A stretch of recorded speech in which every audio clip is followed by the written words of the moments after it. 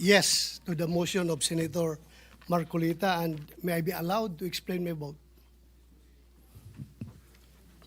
Thank you, Mr. President. Last June 10, a day before the 19th Congress adjourned sine die, I stood on the same spot conveying my serious concerns on the constitutional infirmities surrounding the articles of impeachment that the 19th Congress of the House of Representatives transmitted to the Senate. I pointed out that the circumstances surrounding the filing of articles of impeachment seem to violate the one-year bar rule enshrined in Article 11, Section 3, Paragraph 5 of the Constitution, among others. Given this patent violation of the Constitution, I made a motion to dismiss the articles of impeachment against Vice President Sara Duterte. After a long discussion with the members of this chamber of the 19th Congress, I listened and I learned. My motion for dismissal was amended by Senator Alan Cayetano and became a motion to remand. The impeachment court then ordered the remanding of the articles of impeachment to the House of Representatives. This chamber also requires the 20th Congress House of Representatives to communicate whether or not they are willing and ready to pursue the impeachment complaint, a requirement which until now has not been complied with. In a sudden shift of events, before the opening of the 28th Congress, the Supreme Court took all by surprise when it promulgated their decision on petitions challenging the validity of the articles of impeachment against Vice President Duterte. When the Supreme Court released their decision to the media, many people expressed their views. There are those who celebrated and commended the Supreme Court. Others voiced out their disappointments. Some criticized the decision. The mixed reactions seem to suggest that the decision promulgated lacks clarity. And yet, Mr. President, after reading the decision, I asked myself, is it long? Yes, 97 pages to be exact. Is it vague? No, Mr. President, it is clear as day. According to the plain meaning rule or verbal leges, if the statute is clear, plain, and free from ambiguity, it must be given its literal meaning and applied without interpretation. Now, even though the decision of the Supreme Court is not a statute, it still forms part of the legal system of the Philippines as mandated by Article 8 of the Civil Code of the Philippines. Since the decision of the Supreme Court is clear, plain, and free from ambiguity, applying the plain meaning rule, it should be given its literal meaning. That is, the articles of impeachment are unconstitutional. The Senate did not acquire jurisdiction, and the decision is immediately executory. Plain and simple.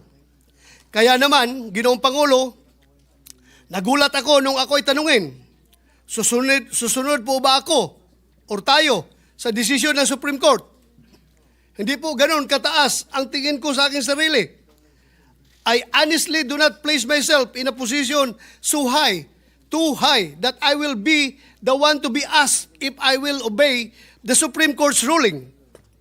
Ang nakasaad sa ruling na yon, immediately executory. Wala namang postscript or PS sa baba na nagsasabing subject to your review and further evaluation.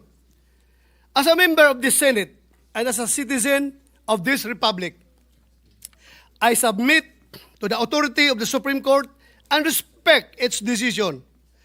Perhaps in shedding light on the highest court's duty, the Integrated Bar of the Philippines said it best, and I quote, "As the final arbiter of constitutional questions, the Supreme Court bears the solemn duty to interpret the law, determine its bounds, and clarify its implications, even when it revisits past doctrines or addresses new context.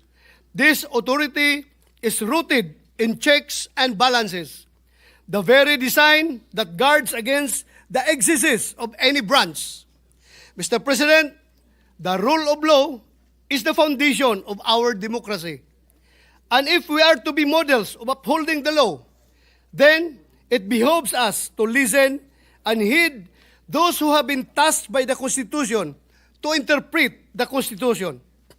The interpretation of the law remains lodged with the Supreme Court, and we must abide by its decision. What message would we send out to our people if we, legislators, will not honor the wisdom of the highest court in the land? Are we not, in effect, promoting anarchy? I want to believe that indeed we are men and women of the law, that we live by rules and perform our mandate as elected officials within lawful means. Our people rest easy and feel a sense of security because their Senate has remained to be guardians of democracy. Looking back, the Senate has accepted several Supreme Court decisions in the past. Why should the ruling in this current impeachment case be any different? Is our concept of respect for and acceptance of Supreme Court decisions selective?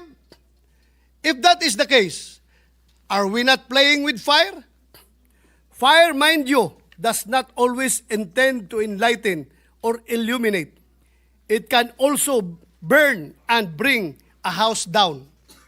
Much has been said about where I stand, and I understand that my positions on certain matters have always been consistent and transparent.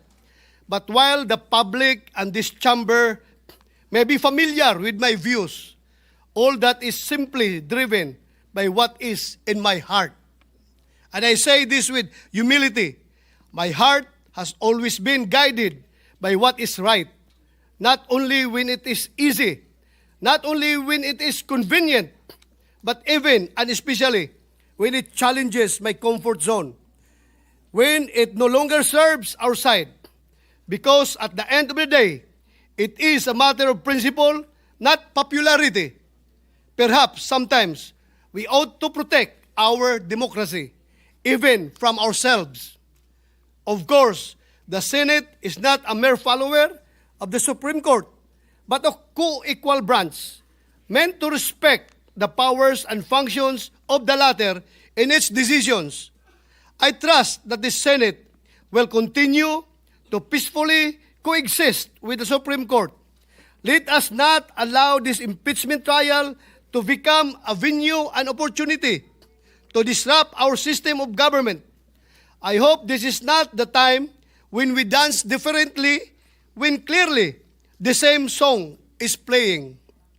We must follow the Supreme Court ruling, not because it is the most convenient thing to do, but because it is what is right and just, no matter how unacceptable or painful it may be.